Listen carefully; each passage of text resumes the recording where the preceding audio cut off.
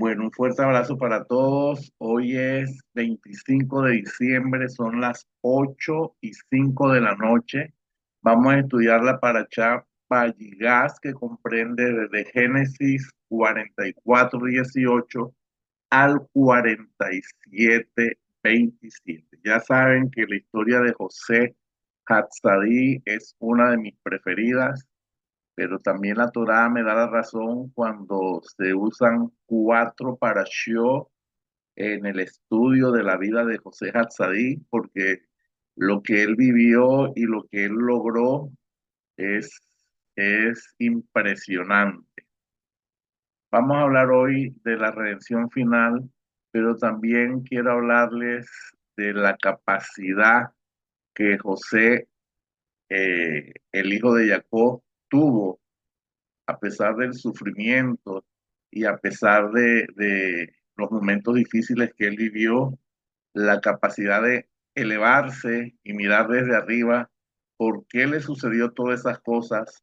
Y muchas personas a veces no se elevan, sino que se quedan en un círculo vicioso viendo la situación y culpando a los demás en vez de aceptar y soltar y comprender lo que está pasando. Esta parachá es la 11ª porción de la Torá del libro de Berechí, Sefer Berechí, y empieza cuando Judá, representante de la monarquía de las tribus de Israel, discute con José Hatzadí, que también tenía monarquía, en ese momento era virrey de Egipto, en defensa de Benjamín, ya que había sido de cierto modo capturado como rehén con el propósito de choquear a los miembros de las tribus de Israel, y Judá manifestó su temperamento férreo, monárquico, para salvar a Benjamín y convence a José de que sus hermanos se habían arrepentido y se habían separado y habían superado la envidia. Vamos a hacer un recuento porque esto tiene un hilo conductor y este hilo conductor comienza con la Parashá Vayeshe. ¿Por qué? Porque tenemos que entender que es una historia difícil, pero real.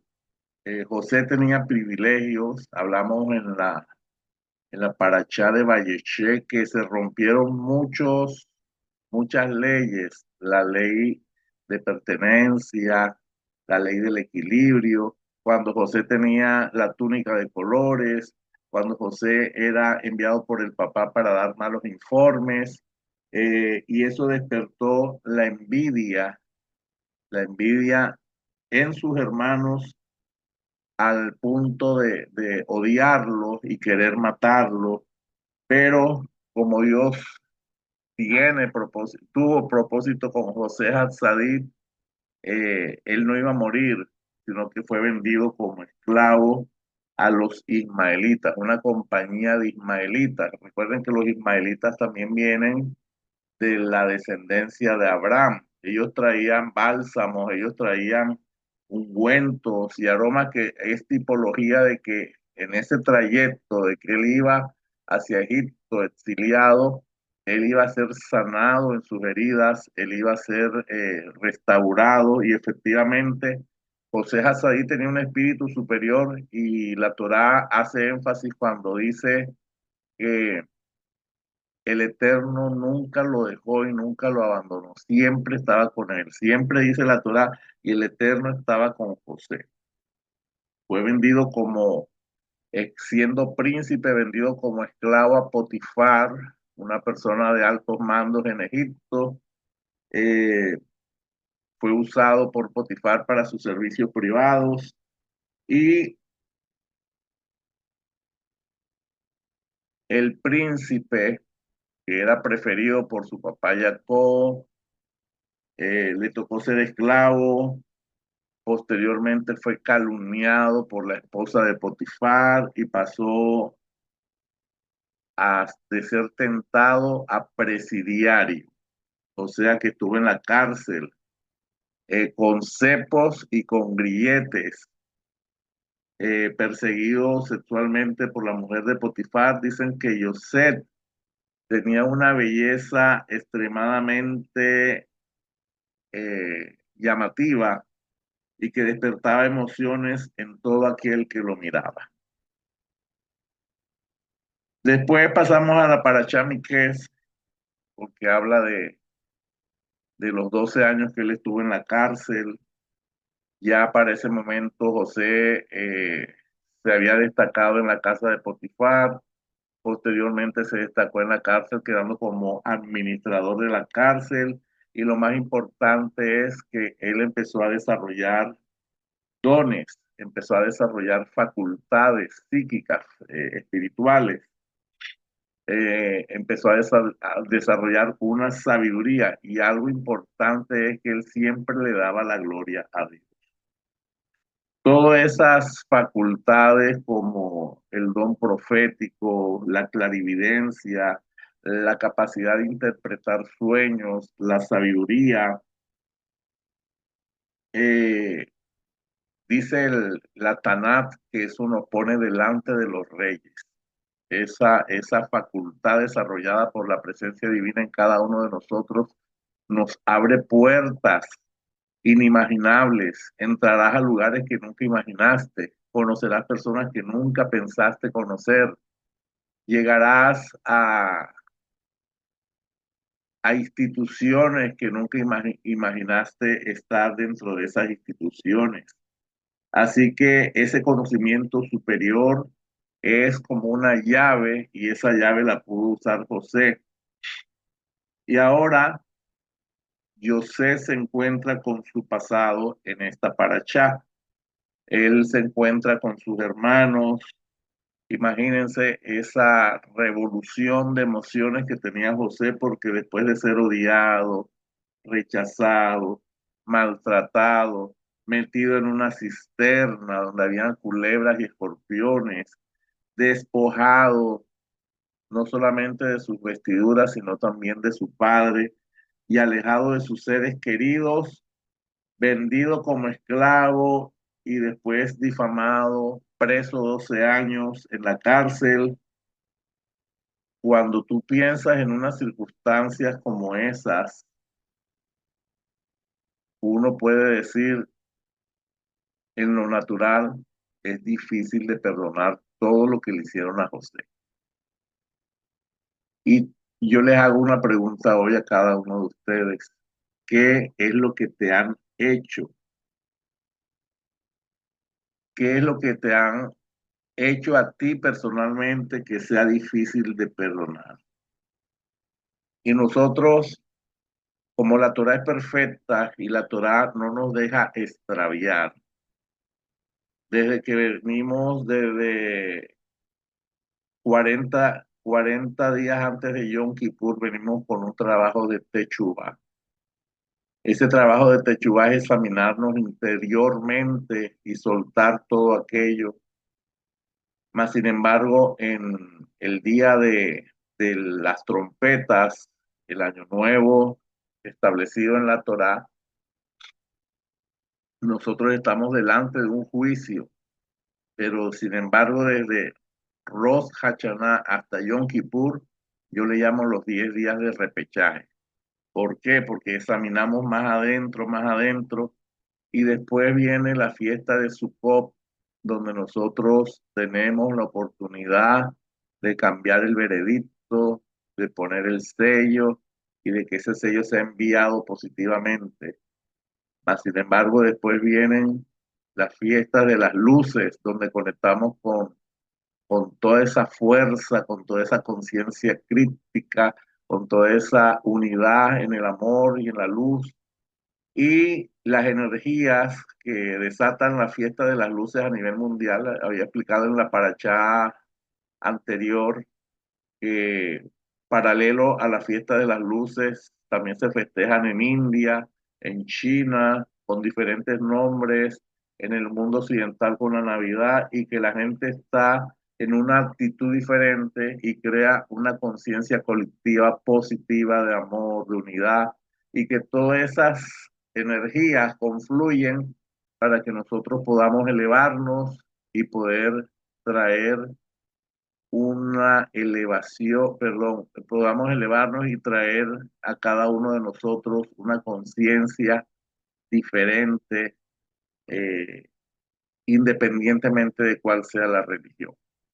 Pero lo que quiero decir es que la Torá nos va llevando de Chabá en Chabá, de Rojo en Rojodes, y ya vamos vislumbrando las fiestas menores, que es Hanukkah, y después Purim, y después de Purim inmediatamente Pesa, y volvemos otra vez al ciclo de fiestas altas y fiestas menores, y no hay manera de perderse, no hay manera de decir es que me equivoqué por... No, aquí el Eterno diseñó en la Torá un sistema de ciclos para que nosotros nunca nos perdamos, podamos volver a comenzar, porque hacer techubá es volver a comenzar.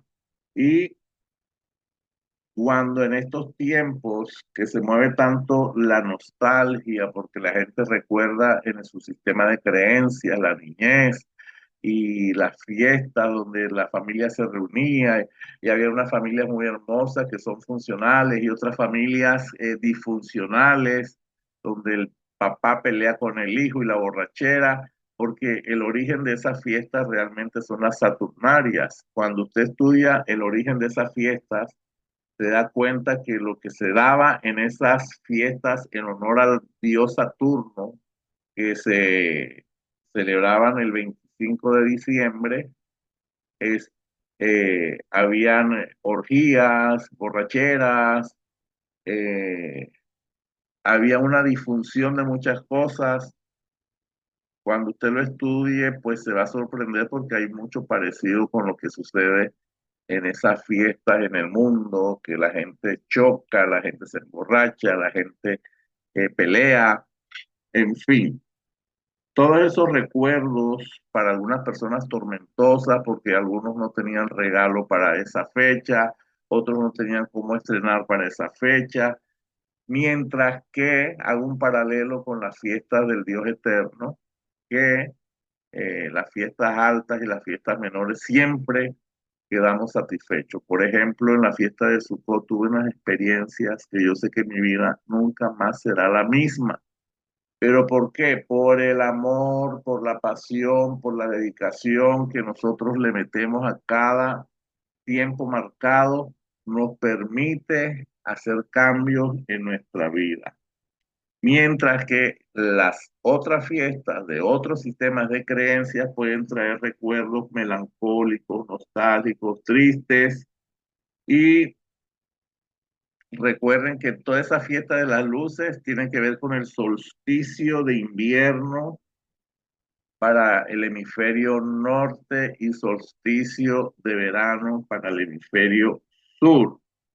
Es un cambio de temporada donde efectivamente este cambio de ciclo a nivel de la naturaleza provoca cambios. El sol llega a su punto más bajo el 21 de diciembre y el 25 de diciembre sale el sol invicto. Por eso se festeja la fiesta de las luces en las diferentes culturas, en la India, en la China, en el occidente, y se han manifestado diferentes dioses su nacimiento para esa fecha. Entonces, esta historia de José Hatzadí es impresionante por la madurez que presenta él como un ser de luz.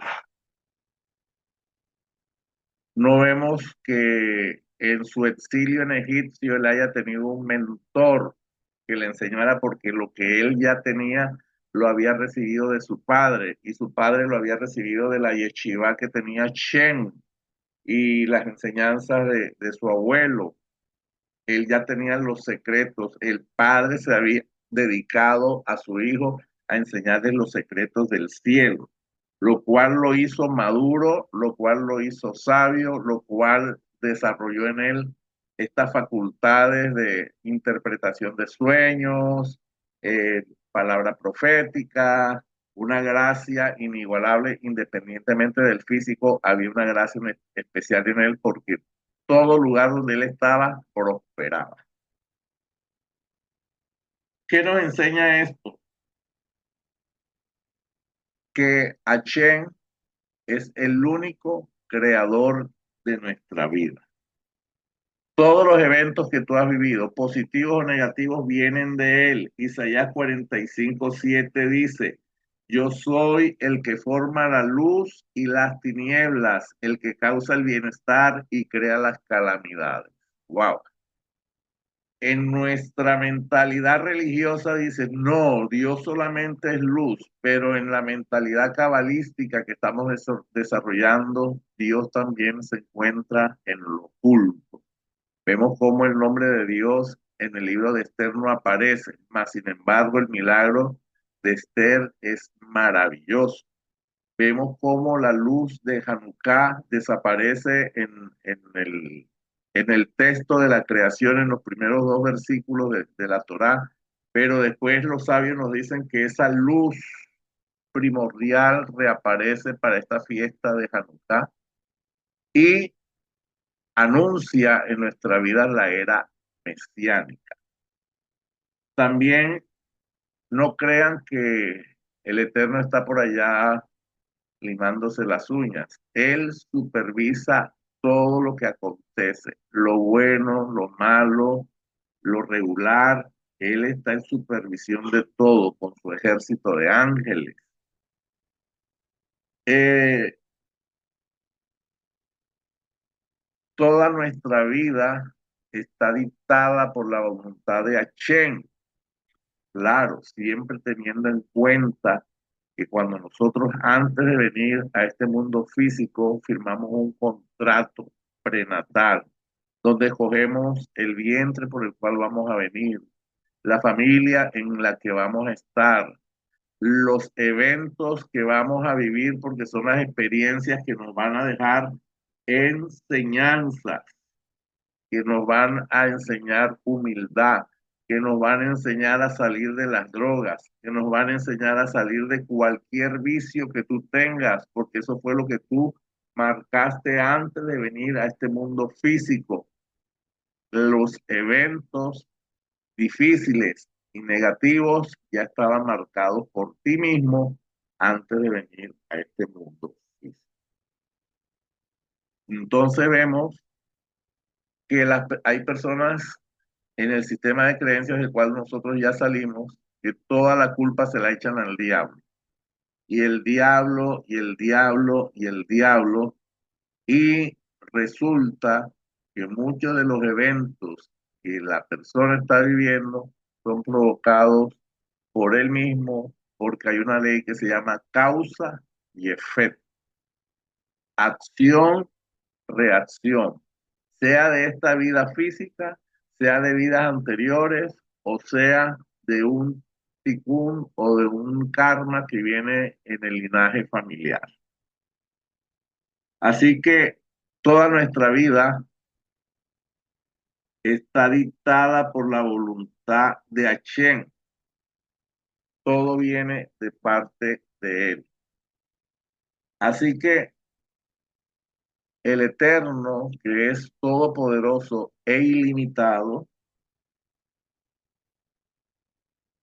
utiliza diferentes herramientas en este mundo físico. Entonces nosotros podemos comprender, como dijo José Hatzadí, no fueron ustedes los que me enviaron, fue Dios que propició todo esto. Y entonces entendemos que nada ni nadie puede dañar o beneficiar a la persona. Todo viene del Eterno. Todo viene de la providencia divina. Y cada evento que entre comillas sea negativo, el propósito es expulsar toda negatividad y sacar lo mejor de cada uno de nosotros. ¿Qué no quiere decir todo esto, que tenemos que apartarnos del ego. Y aunque el ego está implícitamente en nosotros, porque nosotros tenemos el Yeser Hará y el Yeser Tov, la inclinación al bien y la inclinación al mal, cuando nosotros nos ofendemos, cuando nosotros nos ofendemos, no es más que una reacción del ego. El ego es el que está ofendido y nos cuesta hacernos responsables de eso y buscamos culpables en otras personas, sea el oponente, sea el vecino, sea la prima, sea la suegra, siempre buscamos echarle la culpa a otra persona y lo único que quiero que todos quedemos concretos es que todo viene de parte de Dios y hay un sistema equilibrado de justicia y de compensación. Vemos cuando hacemos terapias de constelaciones familiares, de apertura de registros acásicos, cómo las personas en este mundo físico están viviendo la consecuencia de acciones y reacciones de vidas pasadas o de acciones y reacciones de ancestros. Y esos ancestros que ya no están en este mundo físico están en un proceso de corrección, pero lo cual, como están en esa dimensión, ya no les queda tan fácil si no se es propiciado desde aquí, desde la tierra. Entonces, ¿qué les quiero decir en este día? Quiero que abramos nuestro corazón, quiero que seamos asertivos, sinceros con nosotros mismos y miremos hacia adentro para avanzar en este camino de luz que es la Torá, limpio como el corazón de José Hatzad. ¿Cómo sabemos que estamos ofendidos con una persona? Primero, la persona hace comentarios ofensivos y despreciativos de aquella persona que lo ofendió. Segundo, hay pensamientos de venganza, que hay que buscar la manera de quitarse ese dolor y vengarse de lo que le hicieron. También pueden manifestar síntomas físicos cuando la persona habla o viene al pensamiento de esa persona que le hizo daño. La persona le puede dar taquicardia, opresión en el corazón, síntomas fisiológicos como alergias, reacciones en la piel, mareo. Cuando hay resentimiento, la persona se alegra cuando le va mal a la otra persona y hace la chonjara, habla mal de esa persona con todo el mundo, toda persona que se acerque, fulanita de tal es lo peor, fulanita de tal hizo esto, Perengenito hizo esto, y hace un ambiente torcido alrededor de esa persona. Y piensa que esa persona que lo ofendió, que le hizo daño, no tiene ninguna virtud, no tiene ninguna cualidad física. Ay, ay, ay.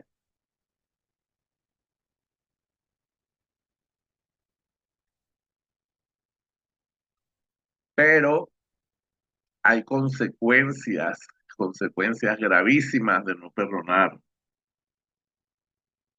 Y es una de las que más me preocupa a mí, por eso yo pido perdón teniendo la razón o no teniendo la razón. Yo quiero estar bien con Dios siempre. Se interrumpe la comunicación con Dios. La oración es rechazada por el cielo, porque el Eterno nos ordena amar al prójimo como a nosotros mismos. Hay otras personas que se amargan, que sufren callados con la falta de perdón.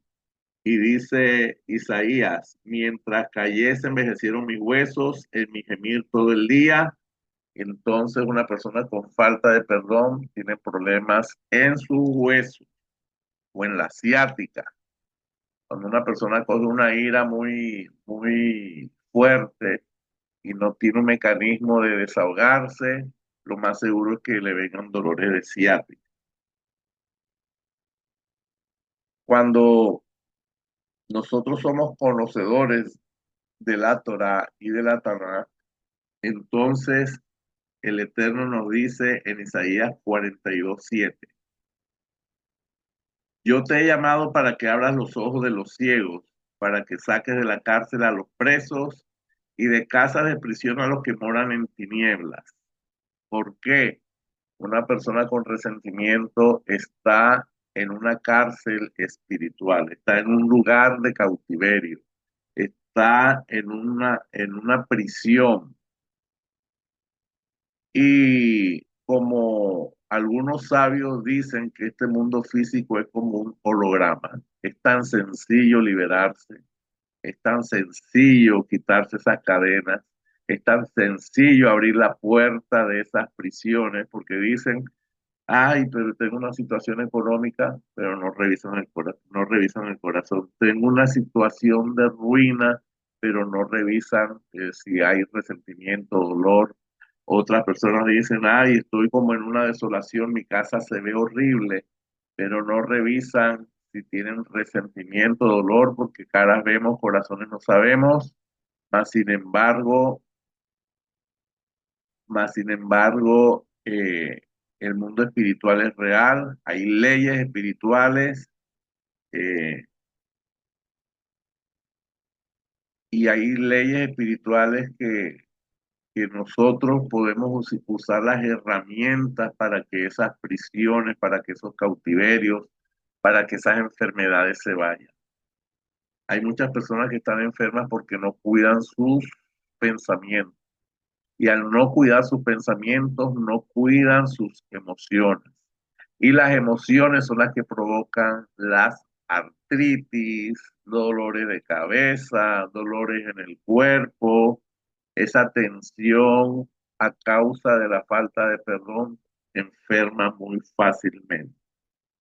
Entonces, cuando una persona empieza a hacer ese trabajo de techubá y de confesión, eh, las oraciones van a empezar a tener respuesta, porque siempre te preguntas, pero ¿por qué no pasa nada? Estoy orando y no pasa nada, estoy orando y no veo milagros. Dicen los sabios de la Torá que un solo conflicto destruye 100 parnasá.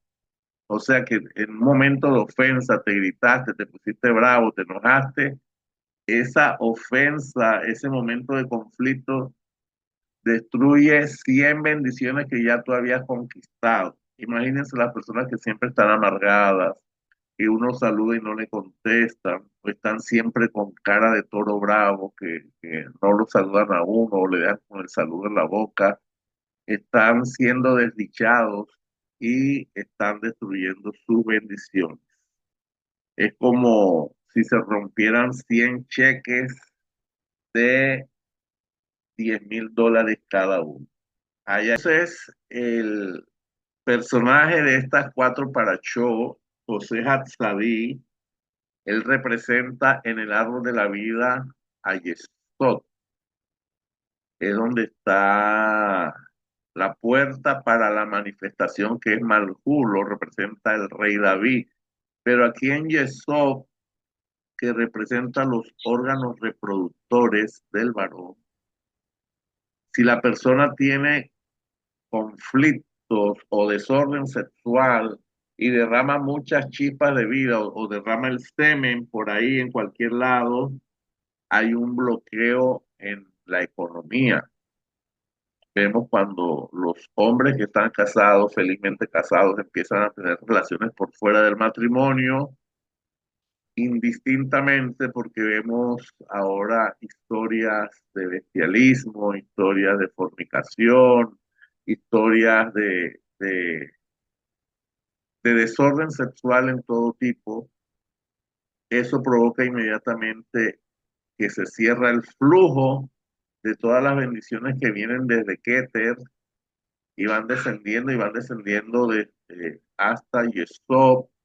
Y si no hay pureza, esto puede estar afectando fuertemente la economía. El Yesod es el conducto de toda la fuerza espiritual de abundancia y que se manifiesta en Malhut. Vemos que la vida de Yosef, a pesar de su proceso, Habitación. la vida, Gracias. vamos a cerrar los micrófonos, la vida de Yosef, a pesar de todo su proceso, dice la Torá, y el Eterno estaba con él en cada momento de su vida, a pesar de que parecían momentos difíciles, momentos inimaginables, eh, que tus seres más queridos te odien, que tus seres más queridos te envidien, que tus seres más queridos te quieran hacer daño. Sin embargo, José cuidó su corazón de guardar cualquier cosa contra sus hermanos. Cuando José sufre la partida de su padre, los hermanos se asustaron y José les dijo, no teman, ¿acaso ocupo yo el lugar de Dios? A pesar de que ustedes se hayan propuesto dañarme, Hashem lo propuso para bien, a fin de hacer lo que hoy se ve, preservar la vida de toda la casa de Israel. Imagínense eso. Hoy la casa de Israel son millones de millones de millones de millones de personas. Y ese proceso y ese paso de José por Egipto no fue casualidad. De modo, le dijo, de modo que no deben temer, yo los sustentaré a ustedes y a toda su familia. También dice, no teman, no fueron ustedes los que me enviaron aquí, sino Achén, que me puso como gran visir del faraón, como amo de su casa y como gobernador de todo. Esta paracha para mí es el sello del perdón. ¿Por qué tenemos que perdonar? ¿Por qué tenemos que mantener un corazón limpio? Pero también esta paracha nos habla del Machía Ben José, o sea que hay un descendiente en la casa de Israel, se va a presentar como Machía. Recuerden que el Eterno hizo la creación en 6 días y esos 6 días representan 6 milenios. Y el séptimo milenio es el gobierno eterno de Dios. Pero esos 6 milenios también están representados en las 6 ales del primer versículo de la Torá. ¿Por qué? Porque esas 6 ales representan también 6 milenios. Estamos en el año 5786. Eso nos quiere decir que estamos en la era mesiánica, en el sexto milenio, y se ha de revelar el Machía ben José y el Machía ben David. Hay muchos machías en la Torá. Sansón era un machía, Moché era un machía. Todos los reyes de Israel eran considerados machías porque eran líderes importantes que venían a sojuzgar. Pero hay uno en especial que viene del linaje de José que va a convocar las 12 tribus de Israel y por eso esta, esta haftará, la haftará de, de esta paracha que es Ezequiel 37 15 al 28 Cuando usted lee Ezequiel 37, está hablando del valle de los huesos secos. Usted lee todo el texto y al final usted se sorprende. ¿Por qué se sorprende? Porque ese valle de los huesos secos es la casa de Israel. La casa de Israel son las 12 tribus, las tribus del norte, las tribus del sur, y todas esas tribus fueron esparcidas hasta lo último de la tierra. Y esta Haftará nos habla de la unidad de todas esas tribus. Dice Ezequiel 37, la mano del Eterno vino sobre mí y me llevó en el espíritu y me puso en medio de un valle que estaba lleno de huesos y me hizo pasar cerca de ellos por todo el derredor. Y aquí que eran muchísimos sobre la faz del campo y por cierto secos en gran manera. Vemos todas las familias que se desprendieron de la savia de Israel y se fueron detrás de los Baales, detrás de los ídolos, detrás de las religiones y se secaron. ¿Qué pasa cuando usted corta una ramita de su tallo? Se empieza a secar. Y dice que eran secos en gran manera. Y me dijo, hijo de hombre, ¿vivirán estos huesos? Y dijo el Eterno, tú lo sabes. Me dijo entonces, profetiza sobre esos huesos y dile huesos secos, oí palabra del Eterno. Así que cuando usted vea o usted esté orando por la familia que todavía tiene un pie en idolatría y tiene otro pie acá, usted profetice sobre esos huesos secos, porque esa sequedad corresponde a que se desprendieron del tallo principal que es Israel y Achén. Y dice, he aquí que yo hago entrar espíritu en vosotros y viviréis, y pondré tendones sobre vosotros y os haré subir sobre vosotros carne. Y os cubriré de piel y pondré en vosotros espíritu y viviréis y sabré que yo soy el eterno Dios de los ejércitos.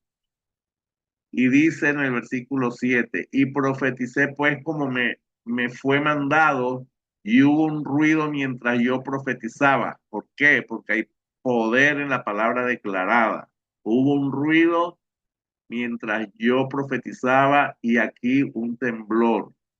Y los huesos secos se juntaron cada hueso con su hueso, y miré, he aquí que tendones sobre ellos, y la carne subió, y la piel cubrió por encima de ellos, pero no había en ellos espíritu. ¿Por qué? Porque están secos en gran manera, no había en ellos espíritu, porque se habían desconectado de la verdadera luz, de la luz del Dios eterno. Y me dijo, profetiza al Espíritu y profetiza, hijo de hombre, y di al Espíritu, así ha dicho el Eterno. El Espíritu vende los cuatro vientos y sopla sobre estos muertos y vivirán. O sea que la casa de Israel prácticamente está muerta, pero ellos van a vivir. Y profeticé como me había mandado y entró espíritu en ellos y vivieron y estuvieron sobre sus pies un ejército en gran estreno. Israel, la casa de Israel, cuando todos esos apellidos sefarditas, Meléndez, Gutiérrez, Zapatero, todos esos apellidos sefarditas que son miles y miles de personas, vuelvan otra vez en sí, vuelvan otra vez a identificarse, entonces serán un gran ejército en extremo. Versículo 11. Y me dijo luego, hijo de hombre, todos estos huesos son la casa de Israel. ¡Guau! Todos esos huesos secos son la casa de Israel. No nos podemos quedar quietos, no nos podemos quedar callados. Tenemos que convocar a la casa de Israel, que como nos dice el texto, están secos en gran manera, están muertos porque se separaron de la verdad, se separaron del espíritu de sabiduría, se separaron de la luz infinita y se fueron detrás de dioses vanos. Y dice,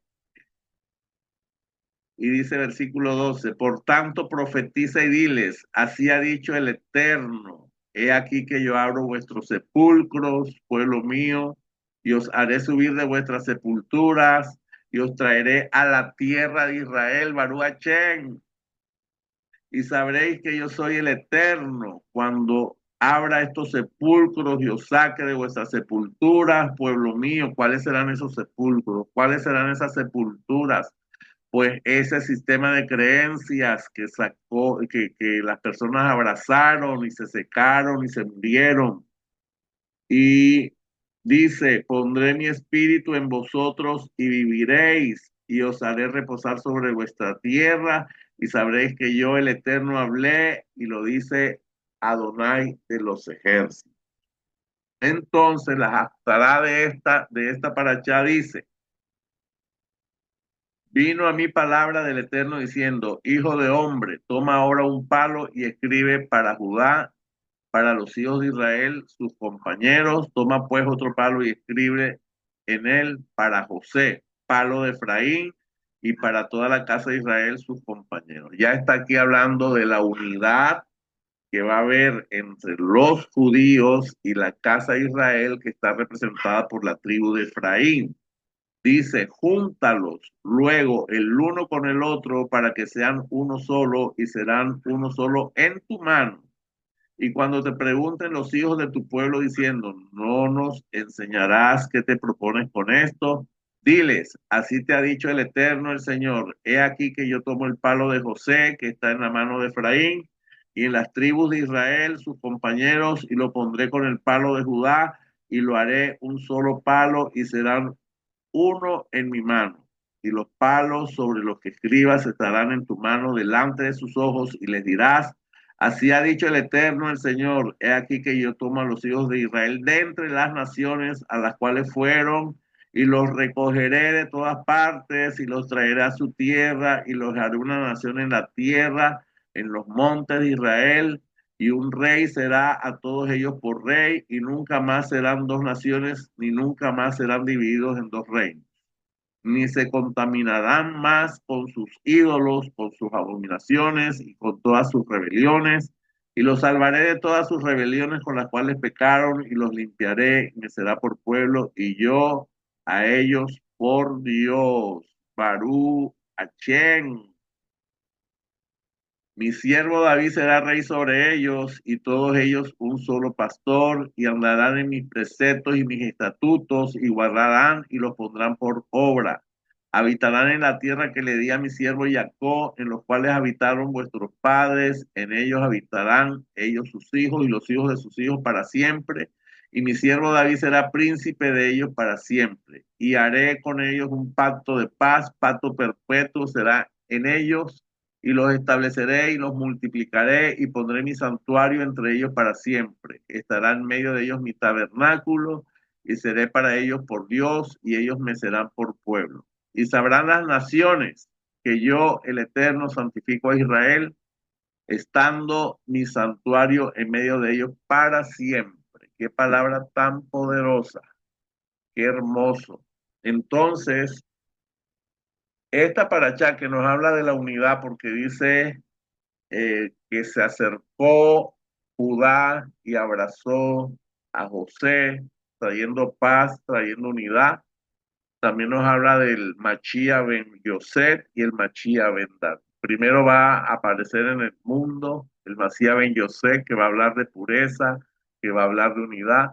Después viene el Machía Ben Yaví, que es el rey que habla Ezequiel 37, que tiene que ver con el Machía que todos estamos esperando para unidad doctrinal, para unidad en todos los ámbitos.